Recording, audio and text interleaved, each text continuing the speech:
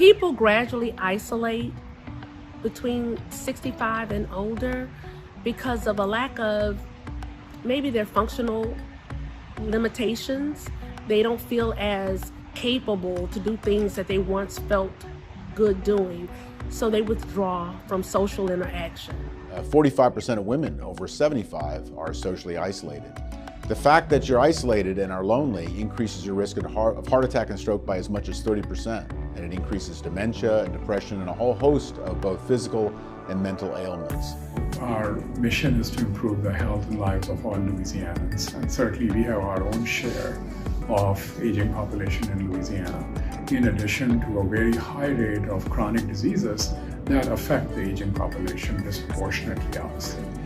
What we have found over the years is that as people grow in age, it's also harder for them to manage their disease. Social isolation also causes depression, and we know that many of the chronic diseases combined with depression can actually become much worse. Social isolation is growing, disease burden is growing. There's a lot of our population has a lot of challenges.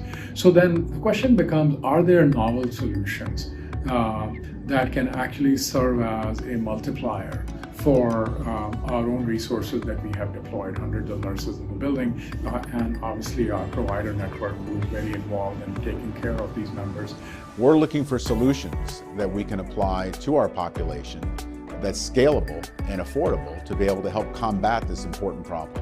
We must be prepared because the boomers are coming. We're going to have more and more people in situations like this, and we want to be prepared to help them make the proper plans so they can age in place and have a fulfilling life and stay healthy as possible.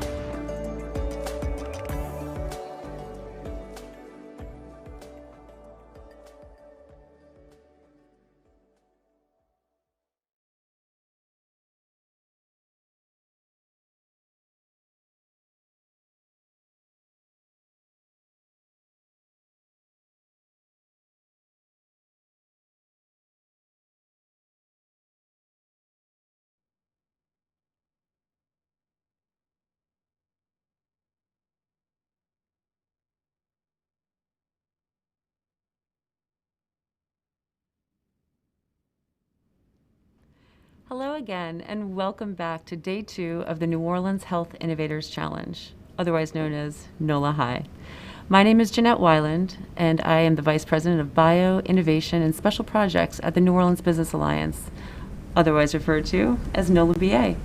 Today I'm joined with our President and CEO, Mr. Quentin L. Messer Jr. Hello, Quentin. Good to be back again. Yes, this is great. Are you excited for today? I am. In fact, I have my hunting pants on because we know that there are companies hunting for money. I So love let's that. do this. I love it. I saw the ducks. I wanted to ask, but I'm glad you owned it. Well, as we just saw in the commercial a moment ago, this year's challenge statement was written by Blue Cross Blue Shield of Louisiana and Ochsner Health a year ago. And originally it was phrased as finding a solution for social isolation in the aging population. However, I think now more than ever, this is extremely relevant, and maybe they were ahead of their time. Yeah, sadly, obviously social isolation for older folks has always been a challenge, and now we're all dealing in this pandemic moment. But I believe, and this is why I'm so honored that the Business Alliance is working with Blue Cross and Blue Shield of Louisiana, Ochsner Health, and the other companies that are sponsoring this, as well as the contestants.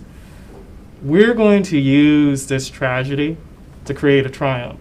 And I think that one of the companies here could potentially have a solution that can help deal with social isolation, not only if there's a future pandemic again, but just in general. As we are learning so much because of what we've experienced over the last 6 or 7 months, mental health and connectedness is so important. Absolutely. And New Orleans is poised with some fantastic institutions that are tackling this day in and day out. Ochsner Health being the leader in innovation and healthcare in our market. So we're thankful for their participation. So before we get started with the pitch competition today, I just want everyone watching to know that you are invited to help determine the Fan Favorite Award. So please sit tight, enjoy the pitches, and when that's done, something called Slido will pop up on your screen. and you're invited to please cast your vote for the fan favorite, and we have a small token of our appreciation for the winner of that competition. You ready to roll? Let's do this. And, so that everyone knows that we'll have 3 finalists. They'll be competing head-to-head for the chance to win $36,000 in project funding and the opportunity to partner with 2 of the largest healthcare companies in the region, Blue Cross and Blue Shield of Louisiana, Ochsner Health. So this is very exciting. I got the pants on. Let's do this. I love it. Okay, and for the audience awareness, each contestant will have 5 minutes to present their pitch, after which we'll have a Q&A session with the judges for 5 minutes. Okay, well, as we begin, I'm going to go ahead and take this time to introduce our judging panel to you, the audience. We have Amy Quirk, CEO of Innovation Ochsner, Dr. Richard Milani, Chief Clinical Transformation Officer at Ochsner Health, Dr. Jeremy Wigington, Medical Director of Population Health Analytics and Network Innovation at Blue Cross Blue Shield of Louisiana, Tina Bourgeois, Vice President of Analytics and Data at Blue Cross Blue Shield of Louisiana, Dr. Kenny Cole, System Vice President of Clinical Operations at Ochsner Health, Dr. Trivia Frazier, President and CEO of Obatala Sciences, Scott Whitaker, Partner at Stone Pigman Walther Whitman, and Laura Plunkett, Practicing Member of Stone Pigman Walther Whitman. Thank you to all of you for taking the time to participate, and we are especially excited to see the breadth of the perspectives that you're going to bring to judging this competition. Okay, well, if everyone's ready, we'll go ahead and get started. The first company that will present is named Helpful, and representing Helpful is Miss Jenny Gallagher. Jenny, you will have 5 minutes to participate and present your pitch to the judges. When your time is up, we will implement a hard stop and turn it over to the judges for a 5-minute question and answer session. Jenny, best of luck, and please begin when you're ready. Thank you. So a few years ago, sorry, I'm just checking to make sure you all can see on my screen. I'm using the 2 computers. So a few years ago, my mom, who was in her 80s and lived 3,000 miles away from me, alone, called me. And she confided in me just how empty and lonely her life was. And, it was a heartbreaking moment. And, when I look at today, in light of COVID, I suspect that many of us actually are experiencing the same social isolation and feeling of loneliness. So it's not surprising that this sector has actually doubled since 2018 and is costing Medicare $50 billion in additional costs. My name's Jenny Gallagher, and I am the co-founder and CEO of Helpful. And we're on a mission to wipe out social isolation and loneliness in an older age by empowering people to be able to fill their lives with more help, purpose, and connection. Helpful's a community network where members of all ages can get and give practical help. So that could be help around the house or with meals, rides. It could be to share skills and experience, like with personal technology or how to cook the best Thanksgiving turkey, and just to share common interests. The way that Helpful works is a member signs up and they complete their profile, and they then can post listings, and the listing could be an offer of help or a request for help, and it could either be virtual, it could be socially distanced, and once we get past COVID, it could be in person. Members that post their socially distanced listing for the first time go through a background check. They then are matched with other members. They select one for their visit. Their visits are then confirmed. And then after the visit, time tokens are exchanged, as well as members have an opportunity to rate their experience and even to send each other an appreciation note. So you might be wondering, what are time tokens? So time tokens, one time token is equal to 1 hour of help. So every time one member helps another, they get time tokens. And time tokens can be used to get help. They can be used to learn something new, given to family and friends, or donated to Helpful's community fund. And if members need more time tokens, they also have the option to buy more. Our approach is unique in a few key ways. So unlike expensive fee-for-service options like maybe a Papa or Care.com, Helpful runs on time tokens. So members are able to use time instead of money in order to get help. And secondly is our reciprocal system. So members not only can get help, but they also have the opportunity to give help. And we believe that everyone has a superpower. So this means that anyone can conveniently fill their life with more purpose, which is a very powerful antidote for social isolation and loneliness. And then finally, our recommendation engine makes it possible for members to have to be able to connect with others with whom they're compatible and share interests in order to lead to more meaningful experiences. Our approach is working. In addition to completing 1 acquisition and 3 pilots with 1,200 participants and having 83% of those surveyed rate their experience a 5 out of 5, we're seeing some very promising results. An independent evaluation was done after Sutter Health's pilot that indicated that members who were 60 plus experienced a 20% lower outpatient healthcare utilization and costs after joining the community network. The opportunity is very large and growing rapidly, and our business is a B2B2C SaaS model. So the exciting thing is that while we're a two-sided marketplace, we're one with a distinct advantage. About 50% of our members engage in both sides of the marketplace by both giving help as well as getting help. And the way that we scale in a new market starts by building an anchor relationship with a provider and payer. And in particular, we're interested in full risk Medicare Advantage programs. And then next, we partner with employers as part of their wellness or their corporate social responsibility program. And then finally, we partner with community organizations and colleges to be able to further fill in the community. Helpful for Healthcare is about bending the health curve as we age. So we're able to tailor programs based on specific populations that are then able to deliver specific impact as well as outcomes. And based on our preliminary data, we're confident that we'll be able to partner with healthcare organizations to achieve a strong return on investment. And finally, we have the right team to make Helpful a success. Before founding Helpful, I was a senior executive with AARP. I met my co-founder and CTO, Shamshad Khan, when we worked together at AAA, and we've rounded out our expertise with some terrific advisors, including executives from Humana and Sutter, as well as the former chair of AARP. So I invite you to join us in this important mission, and thanks very much for your time. Jenny, thank you very much. That was wonderful. Right now, we're going to give 5 minutes for our judges to ask questions. Judges, please take it away.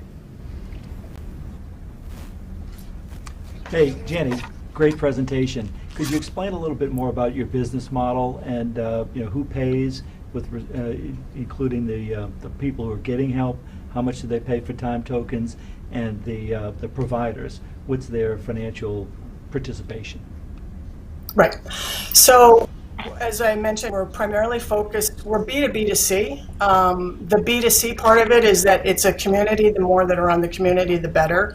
And so just starting with that part of your question, we do have, sort of a B2C type of a subscription. So there's a free level. You can buy a more premium type of level.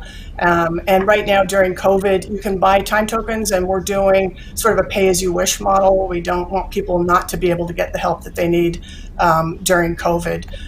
But, we're looking at fractions of what you'd pay. If you were to use like a care.com, we're going to be a matter of, in the single digits, so for time tokens. So it's going to be very affordable. That's one of our goals.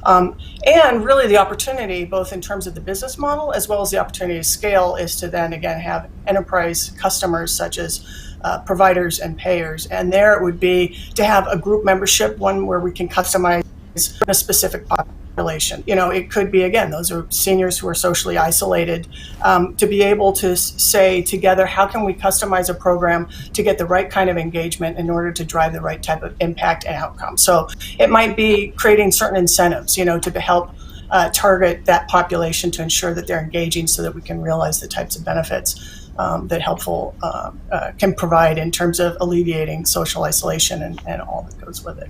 Thank you.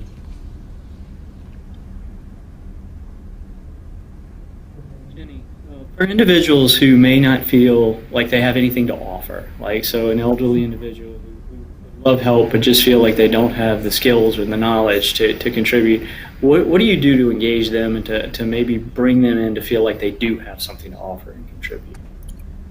Yeah, so part of it, one option also is a concierge level where you have sort of a coach or a buddy, right? It can be both for outbound calls, but also someone to help you successfully tackle exactly that kind of a question.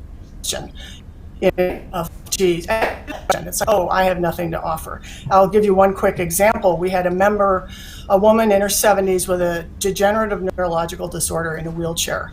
And she was using Helpful to get help, like taking her cat to the vet. And she really liked the person that she was connected with. And when she learned about, this idea of reciprocity and time token, she's like, well, look at me, I'm in a wheelchair. And we knew from her profile that she had spent 30 years as an editor on Madison Avenue. So we're like, gosh, you're 2 miles from UC Berkeley. Maybe there's something you can do, because cognitively she was, completely there. And so she has moved on and helped another member edit their first book. So, there's the opportunity to make sure to help people sort of discover what is their superpower. Jenny, you mentioned that you have a relationship with both Sutter and Banner Health. Are they looking to expand your program? Yeah, Sutter Health. So we're focused primarily here in the Bay Area right now. We will, be growing in Phoenix, but right now we're focusing in Sutter. So absolutely, I actually talked to one of our sort of key cheerleaders at Sutter last week, and so our plan is beginning of the year, as everyone's starting to pull their nose up and anticipate. The next chapter beyond, not beyond COVID, but in COVID, of looking for ways. So we, pre-COVID, had conversations with about 3 different areas of Sutter who are interested in getting going with us, including their Medicare Advantage, community health, and post-acute. So those are all opportunities that we'll be pursuing in the new year. Jenny, just building.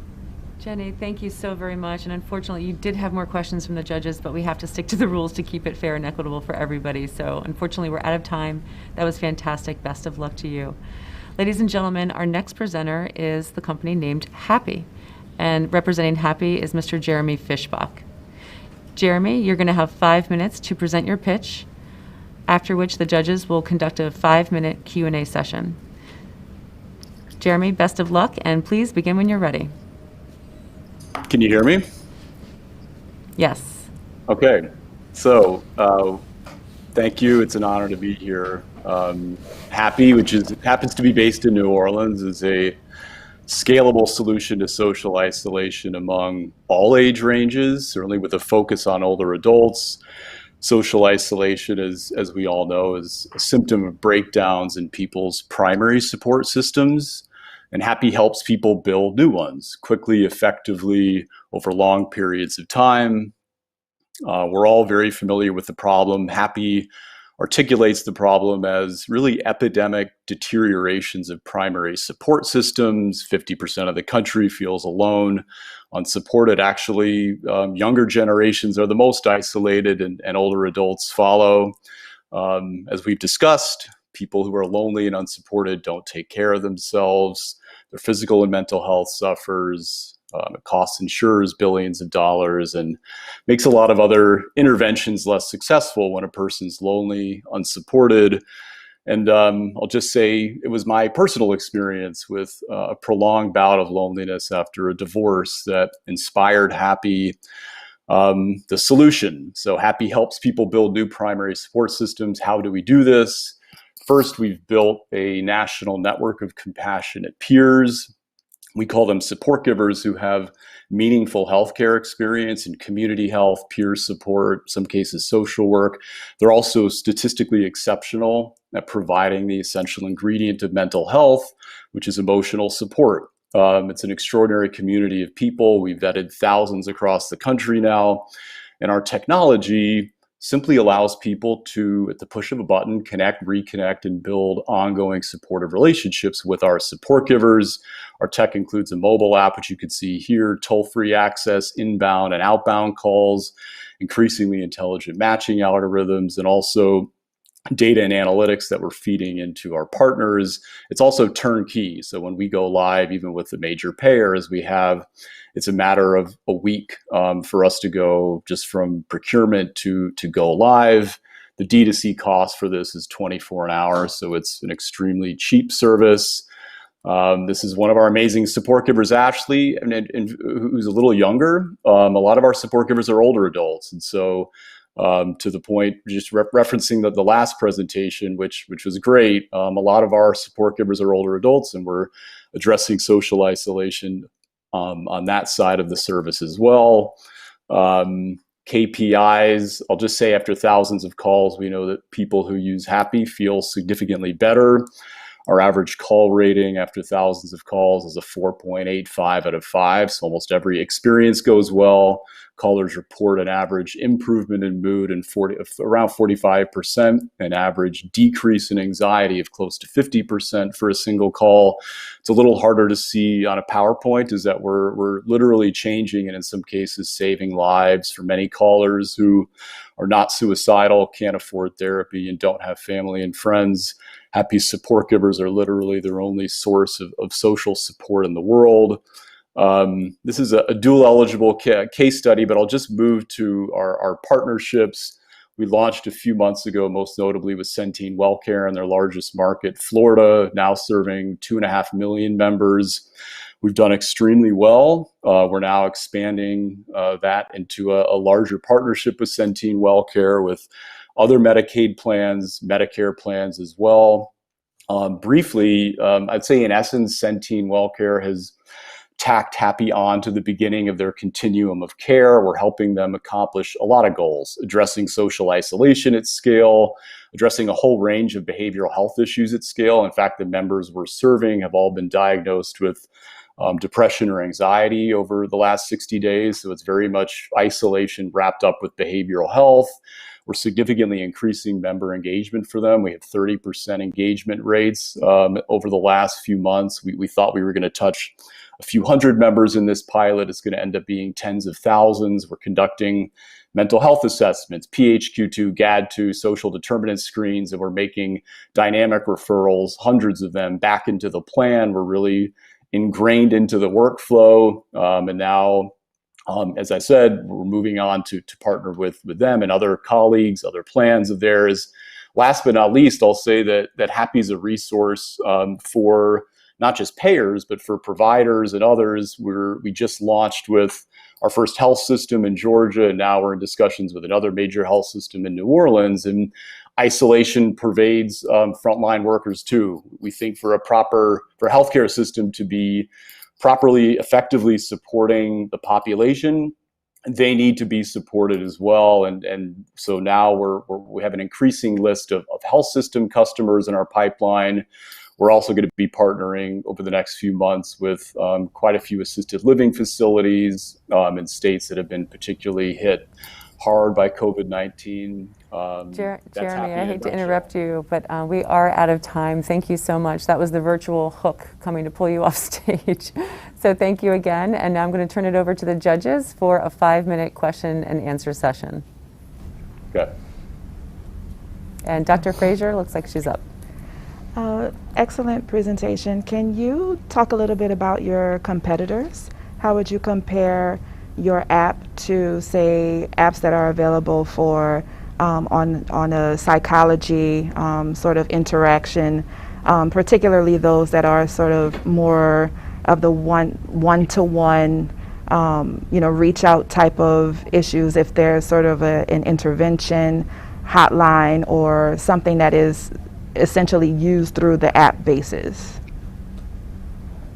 That's a great question. I mean, number one, we're in the peer space, so we tend not to focus on apps that make traditional therapy more available. This is a very human problem, and Happy is a very human solution. So I think that We distinguish from certain competitors by just the primacy we place on genuine supportive human connection. So this is not just a text-based service. And I think the other main thing is that we have a D2C component. Anybody can use this. We're trying to make this type of support widely available, but we have a lot of payer savviness in our team. My partner is the former national head of innovation at Aetna Medicaid, and so I think we see Happy as a solution across a lot of age ranges, a lot of verticals. Tell me if that answers your question. Yes, to some degree it does. Okay. Thank you. Okay. Jeremy, how does an individual get introduced to Happy? So on the, let's just go with the Florida example in the Medicaid population. How would they find out about Happy to reach out to use it? Two sources. Number one, they're doing a lot of, I'll say, socialization, education among their care managers. So we get a lot of referrals now from within the plan. And then second, we do outbound calls. So we're just getting lists of tens of thousands of members. And I would say 90% of the members we're reaching are through proactive outreach, a lot of whom are now cycling back through inbound. Jeremy, Of the outbound. thanks for. Go ahead, I'm sorry. Go ahead, Rich. Finish up. I was say, of the outbound calls, how many do you think are accepted? It's in terms of, I'd like to talk to you, as a cold call coming in. Close to 35% now, after thousands of calls. Thank you. So Jeremy, I know that you're focused, or part of what you're focused on is serving a Medicaid population, and just interested about how you're able to, how the app solves some of the issues of health literacy and digital literacy, and how you've been able to address some of those gaps and barriers. Yeah, I mean, the main thing is that Happy is more than an app. I mean, a lot of people using Happy are not even aware that we have an app. I would say the 95% of the population that we're reaching in Florida is calling Happy through a toll-free number, or we are calling them on their cell phone. So the app is basically irrelevant to from a member's perspective. We do see a lot of potential, Amy, for the app to drive engagement, and we partner with the American Nurses Association, American Heart Association, and a lot of organizations where that is the predominant way people are encountering Happy, and there's more to do there. But we know with payers, in particular Medicaid, Medicare populations, we simply wouldn't have gotten this contract with an app if that was it.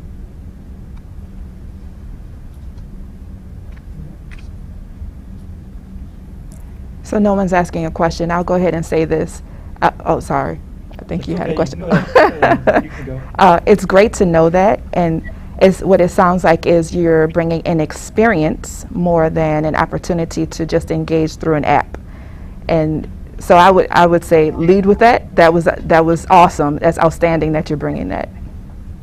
I apologize. Yeah, you're absolutely right. I mean, frankly, we believe that apps and smartphones and everything that comes with them are a large part of the problem. And so we're really focused on just that human connection that is so critical to mental health, and eliminating every and all obstacle. I'll also note, I can't remember whether one of you asked this, but the way that we work with payers is a very simple subscription model.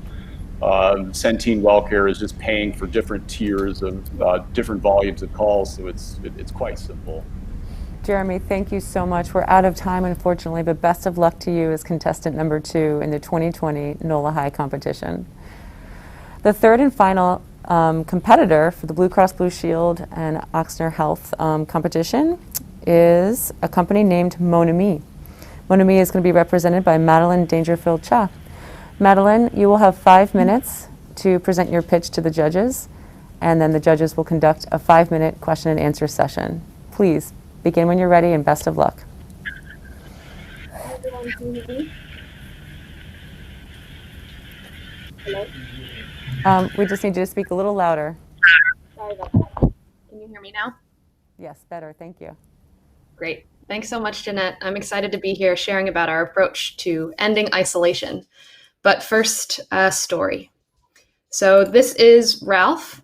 He's a retired French professor from Stanford. He's also a gentleman who has dementia from Parkinson's disease. In 2018, I started helping him write his memoir. His wife, Claudie, saw a post I made on Nextdoor, the local social network.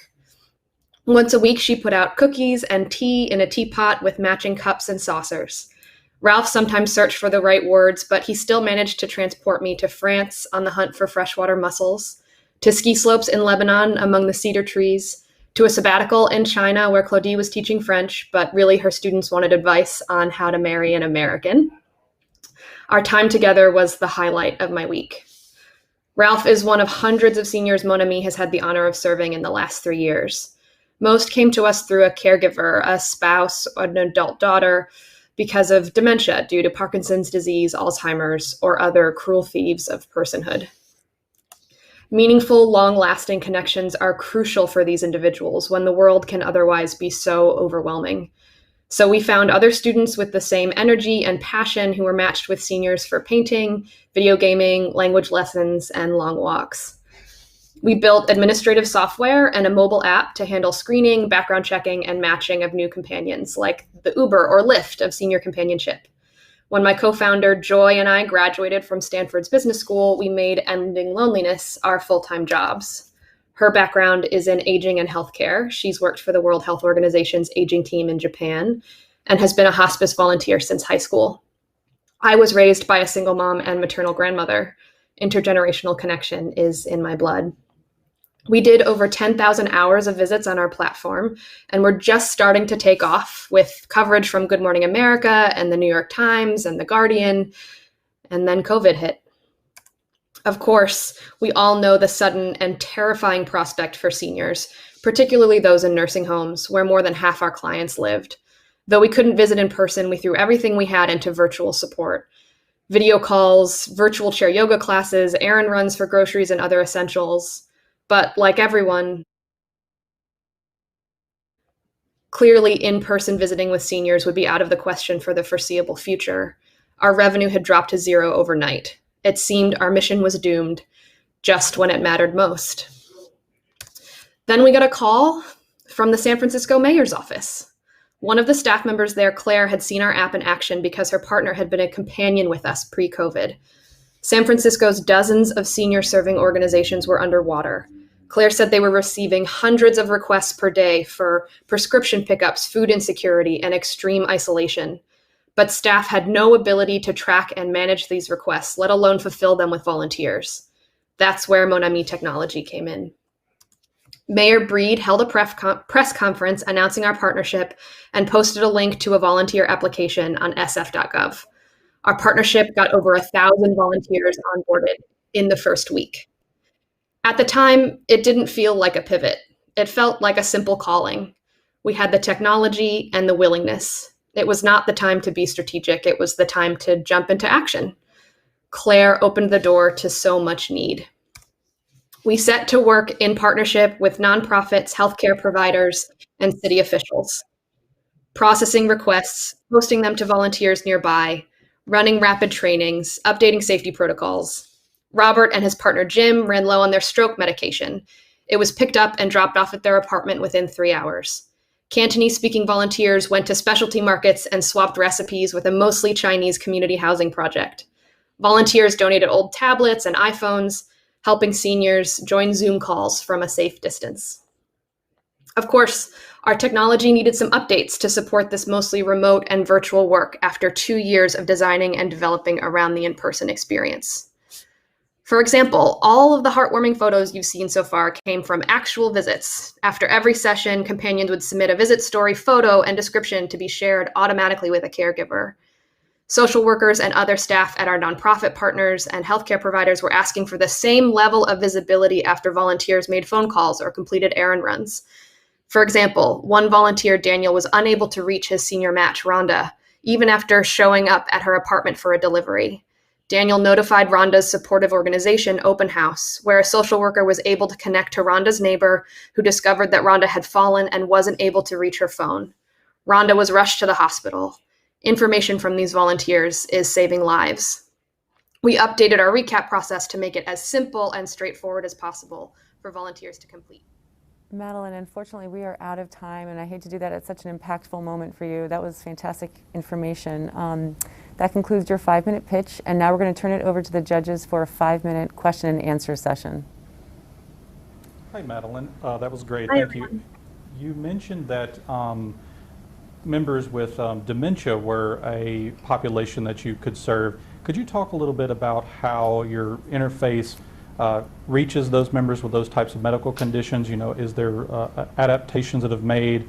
Are you reaching the caregiver? And then sort of a second piece of that is, are you marketing it to the individual, or are you marketing more to payers or caregiver organizations? Great questions. So we developed around the caregiver experience. So a lot of our technology faces a family member, though it is accessible to independent seniors who use it directly. But similarly to other solutions that we've talked about today, all you need to interact with a volunteer through Monami is a phone. So you don't need to be able to book things online. A community service worker or a care manager, a health plan can coordinate that work for you using our software. But it really was crucial to us that folks with dementia gained access to this social interaction, which is so hard to come by. And the pivot I was describing, which in the later slides I just would have described a little bit more about the fact that we were a direct-to-consumer, paid model, and now post-pandemic we're coordinating exclusively volunteer activities on an enterprise SaaS model. So healthcare entities and city governments and nonprofits are paying anywhere from a few $1,000s to $100,000 a year, depending on the scale of the needs that they need to serve. And they're using our software both to coordinate and to track and report on all of these instances of volunteering between a young person who's safe to go out and get groceries and ship prescriptions, and a senior who's sheltering in place. Madeline, great presentation. Thank you. Can you talk a little bit about how you screen your volunteers, especially these seniors with dementia or onset of dementia? It's a very vulnerable population, so I'm curious about that. Yeah, it's one of the benefits of working with us for the organizations that we partner with is that we ran this as a direct service organization for 2 years before this pivot.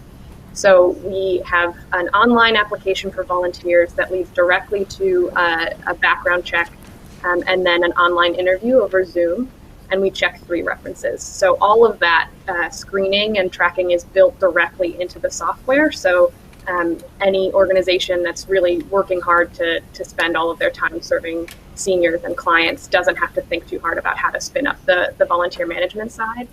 And then once you have this pool of vetted volunteers, the software is giving you the tools to manage and motivate those volunteers by sending them rewards and thank you notes and little celebrations through the software to really thank you for your work. And it really is very app focused for the volunteers. Most of the volunteers are between the ages of 22 and 30, and they love being able to open their phone, find an opportunity to help, and go do it right away. Thank you.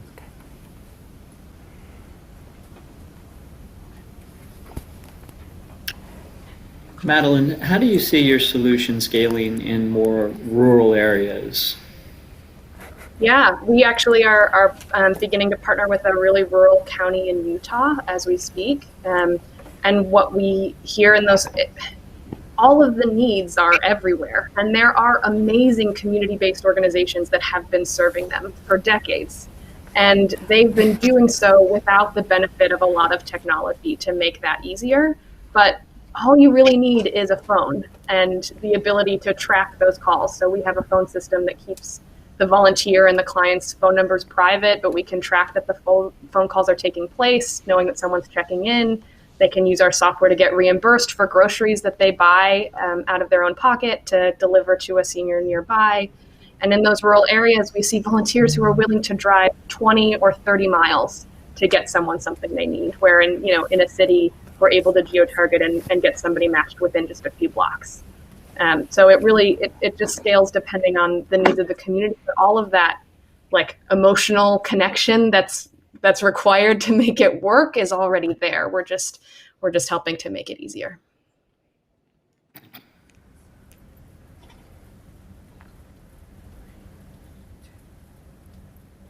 Thank you, Madeline. That is the end of our time. Fantastic work, and best of luck to you as well. Ladies and gentlemen, that concludes the formal pitch portion of our 2020 New Orleans Health Innovators Challenge, brought to you by Blue Cross Blue Shield of Louisiana and Ochsner Health. A special thank you from the New Orleans Business Alliance to our sponsors for making this happen. Now, if you'll stick with me, the judges are about to go into another room, well, at least the ones who are here in person, and they're going to safely distance, keep their masks on, and deliberate in person to determine who is going to be the winner of the 2020 NOLAHI Challenge. Up next, and actually before we go to our next segment, I need to remind you as the audience that we are going to depend on you to vote for your favorite winner of the competition. So please remember to take the poll on your screen via Slido, and we'll have a fan favorite award presented later on today. Right now, we're going to go ahead and break, and we will be back with Chris Khalil, CEO of the New Orleans Bioinnovation Center, right here in New Orleans, Louisiana.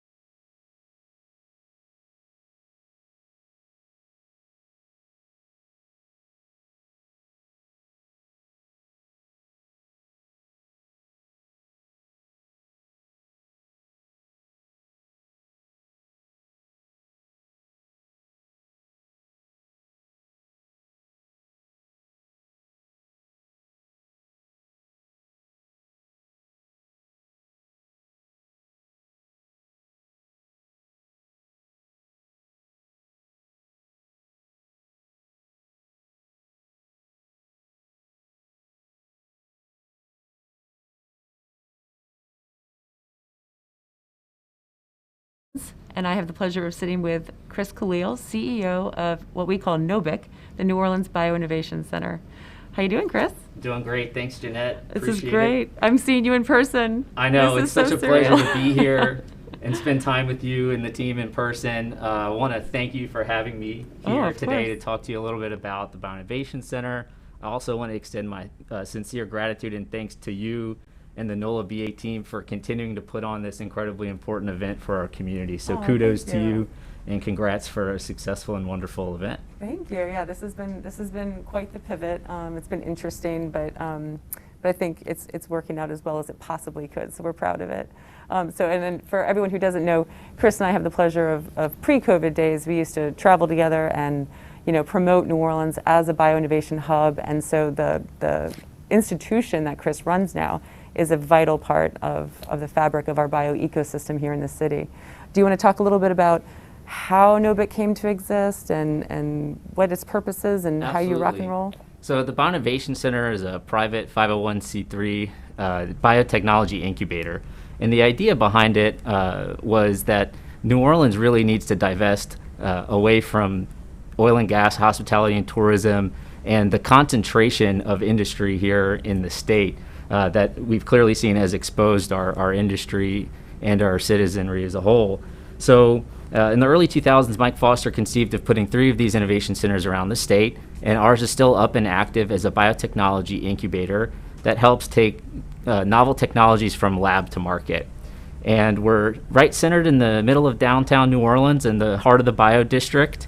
And we offer premier facilities to our clients and tenants, as well as customized commercialization services to those who are in our network. I know it's a beautiful building. I'm so sorry that we can't be live from there and show it to you virtually, but the building's gorgeous, like Chris just said. It sits right on the edge of the French Quarter. I mean, it is divine. You can have offices that see the streetcars go by and Mardi Gras parades, and it's an amazing asset. And maybe we could tell the audience, because I don't know how familiar everyone is with the whole process of how, these technologies come to be, but something that Quentin and I were bragging about earlier is the fact that New Orleans is home to 2 medical schools.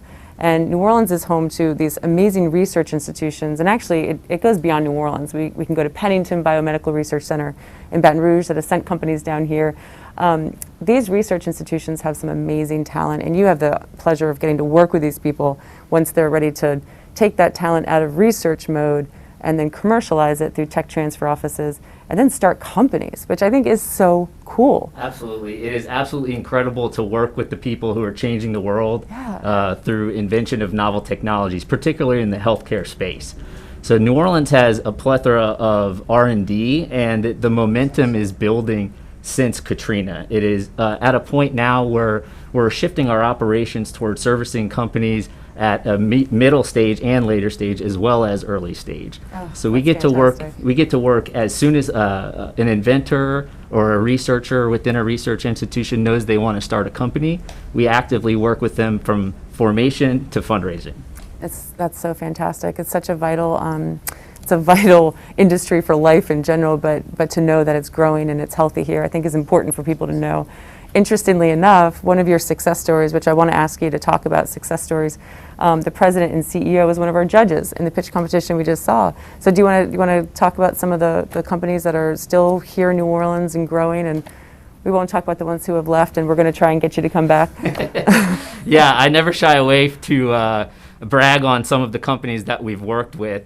It takes a very long time, a lot of effort and sacrifice to start a business, and much less a very capital-intense business such as a biotechnology company. So yes, Dr. Trivia Fraser was here earlier. She's a perfect example of the type of entrepreneur that we work with at the Bioinnovation Center, somebody that is looking for support in determining appropriate regulatory pathways, appropriate startup funding, and wraparound support for the business as they grow. And there are a number of these success stories that have come out of our research institutions that have spun out and signed exclusive licenses and gone to raise fundraising as well. Oh my gosh, that's so exciting. And I think, our state, something that we battle as economic developers and incubators and such, our state from a numbers perspective is very small. Just a basic population, we're small. Louisiana has about 4.5 million people total. And to put it in perspective, our neighboring big city, Houston, that one city alone has roughly 11 million people. So we do battle a numbers game. However, when you look at the numbers, we have so many of these companies that you get to work with have phenomenal success rates in obtaining federal grant money, which sends a clear message to investors. It sends a clear message to numerous entities that what they're doing is the real deal. And it is impactful, and the federal government is going to give more money so that these companies can keep doing the good work and impact and save and improve lives. That's right, and that's part of what we do at the Bioinnovation Center. We work with companies that are in the early and mid stage to acquire as much non-dilutive funding as possible to help them grow their business and get to the next milestone.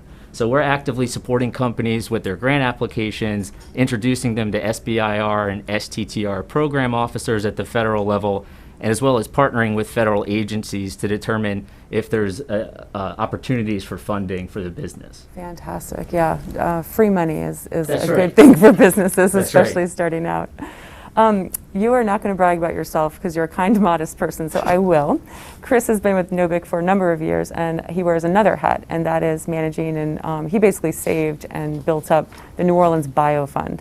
And the Bio Fund is an investment, a venture, would you say it's a venture tool? So you have invested. That's right. Yeah, we're a favorable funding vehicle that is a subsidiary of the Bioinnovation Center, and what's really exciting about that is that we have the flexibility to do a lot of different types of funding for companies. So we've done everything from favorable debt vehicles, this is where we kind of originated the business, all the way through opportunity zone and special purpose vehicle funding. I was remiss in mentioning that, or lacking to mention that NOBIC is in an opportunity zone, so that opens up very special and favorable opportunities for companies that are within our building. And it is the perfect setup for investors to come in and write checks to businesses in the operating world versus real estate when you're talking about opportunity zones. Right. And then so I selfishly brought that point up to ask you, did you have any thoughts? Because you've seen, I don't even know how many, pitch competitions Chris has judged and watched over the years. What did you think? I thought the competition was really awesome. I took some notes. But the gist is that I think that it's quite a timely problem statement, right? It talked about it over and over again, social isolation. I think these companies are all addressing that in their own unique way. But what excited me was that some of these companies are they're aware of the digital divide that exists. COVID-19 has shined a bright light on disparities in our country as it relates to health, race, and income, and now here we're talking about age. I really like the fact that Happy had an option for the toll-free number and that they were really focused on the human connection. And I look forward to seeing some of these other companies expand their offerings into that world where somebody might not have an app, somebody might not have a smartphone or internet access at this point in time. And it's really critical that we're cognizant of the fact that many people don't have this access, particularly here in New Orleans. Yeah, that's a great point because we come across that. I work closely with the health department, and we do have a significant portion of our aging population in New Orleans does not have a smartphone. I mean, they're expensive. They're, not everybody has that kind of disposable income. Let me go back to bragging on some of our portfolio companies. Yeah, so so we've had a lot of really incredible momentum in 2020 despite the pandemic. One of our companies, Axosim, recently closed on a multi-million-dollar investment round. We've been working with that company for 5 or 6 years to get them going from the lab out there in the community. They've got several contracts with the top major pharmaceutical companies. And we're really excited about this because we've seen the spectrum of seed investment grow. And we have institutional investors now looking into New Orleans for opportunities in the healthcare space and in the bio space. And that's a major milestone for our community. And we're really excited about that. Also, and that is a 2-lane spin-out technology. We have a Louisiana LSU Health Sciences Center technology, Chosen Diagnostics. And these folks were just awarded an FDA breakthrough device designation this week, and that's going to allow them to get quicker into market. And that's really what we're all about at the Bioinnovation Center. What we've noticed is that companies that don't have the connections or the experience have a lot of difficulty in setting up pilot programs within health systems. And our goal is to expedite that process and reduce the amount of time it takes to get decisionable data from a pilot. Absolutely, yeah. Dr. Sun-Young Kim is the founder behind Chosen Diagnostics, and she's a very impressive brain, and what her diagnostic test is geared for premature babies, and talk about saving lives. I think the coolest thing about this space and this industry is, there are startups in multiple industries, but what you get to do is you get to work with the ones that not only are they businesses and not only are they startups, but they're ones that are saving lives, or at least they're trying to, and they're impacting lives and improving health and trying to bridge those disparity gaps that you mentioned earlier. It's just rewarding on so many levels. That's right. The amount of passion that exists in the world of healthcare and biotechnology is absolutely incredible, and it's one that's really inspiring. I certainly have been inspired from the folks with whom I've gotten to engage with over my career, and I think the best is yet to come. Quentin mentioned that we have an opportunity to turn tragedy into triumph, and I wholeheartedly agree with him. New Orleans has special experience when it comes to disaster and tragedy, and we're an incredibly resilient people and an incredibly resilient state. So there's no doubt in my mind that we're going to come back from this better, and more so with the support of the Business Alliance and Mayor Cantrell as well. Yeah, no, we have a lot of great organizations working in tandem on this effort, so I feel good too about the future. I think we're on a good roll. Well, Chris, thank you very much for joining us today. And I think, I don't want to misspeak, but I think the polls might be closed for the fan favorite. So if they're not, please vote now. And if they are, they're closed. You missed your chance. No, but this was a great talk, and I'm glad you got to talk about the Bioinnovation Center. Again, New Orleans is just not always known for bio, but we do have a really fantastic, high-quality ecosystem here. The talent is phenomenal. The research institutions are phenomenal. And we look forward to maybe reporting back next year on the growth and new advances. Thank you very much, Jeanette. Thank you for all you do. And it might not be known for bio now, but it will be soon thanks to the work that you're doing. So thank thanks, you Chris. again. It was great to see you Appreciate in person. It. Great to see you too. Talk to you soon. All right, everyone. During these challenging times, we know your healthcare needs don't stop. Cancer, accidents, injuries, and heart disease are relentless. So we are relentlessly innovating to keep you safe, both virtually and in person, connecting you with providers remotely, advancing clinical spaces, providing rapid and accurate testing, social distancing, and certified cleaning protocols. We are Ochsner, and we will not slow down. Ochsner Health, innovating healthcare.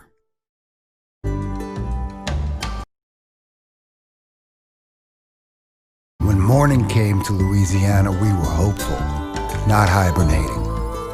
We were mending fences, feeding neighbors, and holding our kids. When morning came to Louisiana, we were wide awake, planting seeds for next year's crops. We were stronger, ready for what's next. And together, as we build anew, Blue Cross stands ready to support you. Who created a dedicated center to eliminate health disparities in our community? Ochsner did. Who partners with community organizations to offer COVID-19 testing, vaccine development, and flu shots? We do. And who will invest millions into community health centers, clinician training, K-12 education, and research to create a healthier state for all? We will. Committed to a healthy state by 2030.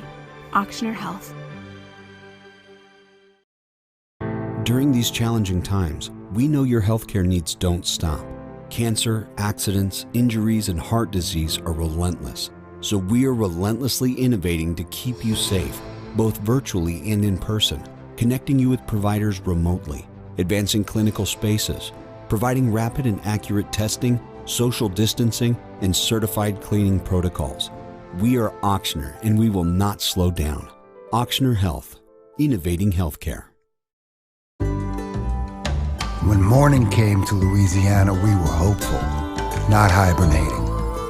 We were mending fences, feeding neighbors, and holding our kids. When morning came to Louisiana, we were wide awake, planting seeds for next year's crops.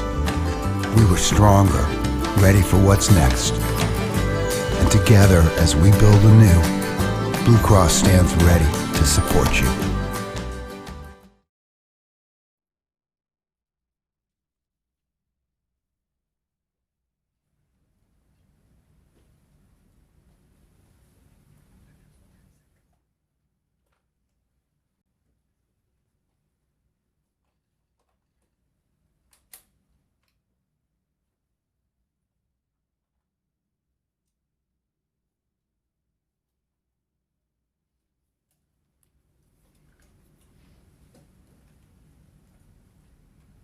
Welcome back, everyone. The judges are still deliberating, and I'm still on set, and now I'm joined by Quentin again. How are you? It's good to see you. I missed you. I know, it's been so long. You kicked me off.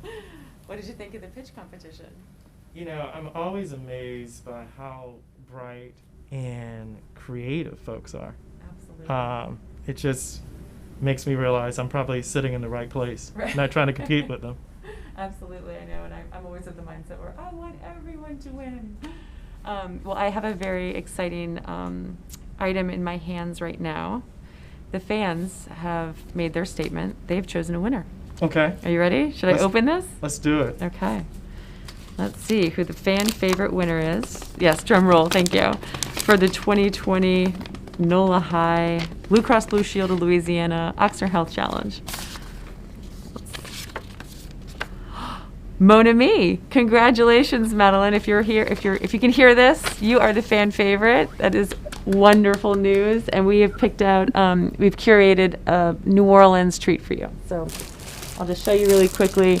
New Orleans also has a great industry when it comes to food and food manufacturing and products, and so I can see some camellia red beans and some Weedat spices and some Tabasco and Zapp's potato chips and all sorts of good stuff. So congratulations. We will make sure this finds its way into your hands, and best of luck for the big pitch competition. Have you been given your Oscar envelope, Quentin? I do. I want to kind of have some drama. Okay. I mean, because I yeah. feel important for like 2 seconds. I know.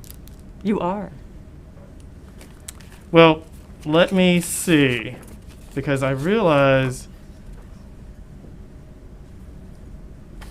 I want you to see it too. Make sure.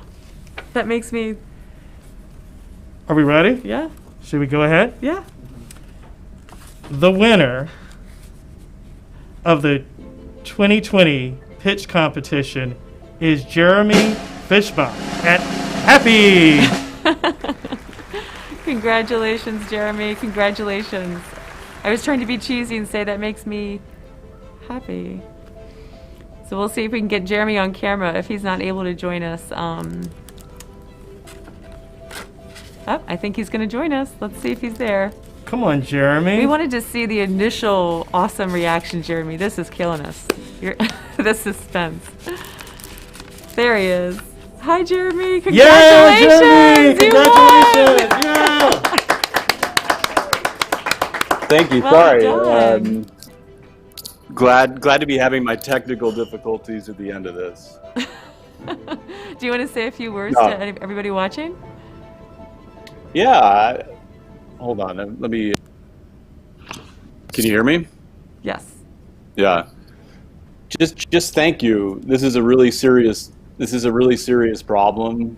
We're honored to be, working and competing against companies that are designing really great solutions for what I think we all believe is one of the most pressing challenges of not just the COVID era but beyond. And I just want to wish the best to Mon Ami and Helpful. They're doing amazing work, and yeah, thank you to Blue Cross Ochsner, NOLA BA, and everyone who participated. It's an honor, and we're very grateful. Well, we are so happy for you, Jeremy. Well done. Your hard work is paying off, and as Chris Cleel and I just discussed, you are impacting lives and potentially saving lives, and I can't think of anything more noble than that, so very well done. Now we just need to talk to you about setting up that office and hiring hundreds of people to serve all of your patients and your consumers here in New Orleans. That's our economic developer hat that we have to wear. We're already working on it. Yeah. All right, well, we wish you great success. Yes, thank you again for joining us. That's cool. I don't want this to end. What do we do? I just don't want this to end. This is such a great moment. No, it is. But I have to say that I think all good things, if they don't come to an end, they come to a pause. But I want to, before we go, I want to congratulate all the companies. Absolutely. Tremendous, again, to the fan favorite and to the overall pitch favorite. But one last time, I really want to thank Blue Cross and Blue Shield of Louisiana, Ochsner Health, Tulane Health System, Ochsner Lafayette General Health, New Orleans Health Department, New Orleans East Hospital, Ujima Economic Development Corporation, Stone Pigman, and New Orleans Bioinnovation Center. And really to all my colleagues here at the Business Alliance, particularly you, Jeanette, and Valerie Huntley, who has been tremendous, and a tremendous team here. You don't realize it takes a lot to make me look good, or at least presentable, and there's a whole group of people. So thank you to everybody. This has been tremendous. Yes, this is a lot of fun. Thanks, everyone. We hope to see you soon. Take care.